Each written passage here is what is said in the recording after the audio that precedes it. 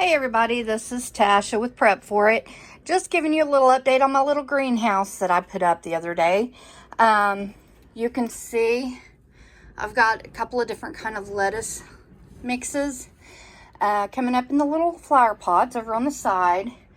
Then I have, these are cucumbers here that are coming up. Those are the,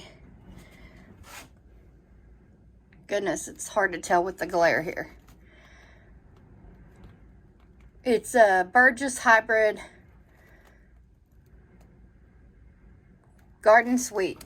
Sorry, it's hard to read sideways with that glare. And then you can see I have a lot of little seedlings coming up here as well. These are radish. These are another cucumber. These are a cucumber. These are turnips. I have another salad mix here. Down here, it's not as bright of a light. I just have this light down here until my other set of lights like this comes in. But it seems to be doing all right. It's, we've got broccoli coming up. And over here, this is, I don't know, I can't read it. There's a glare.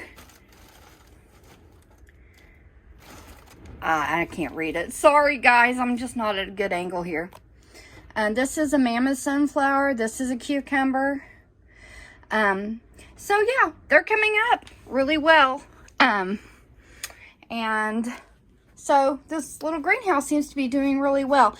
Every once in a while, I come in here and I unzip it to let a little bit of the heat out because the lights do tend to get pretty warm in there. And yeah, I know they need some light, but it kind of gets a little almost too hot that it dries out the soil. So I come in every little bit and kind of let some of that heat out.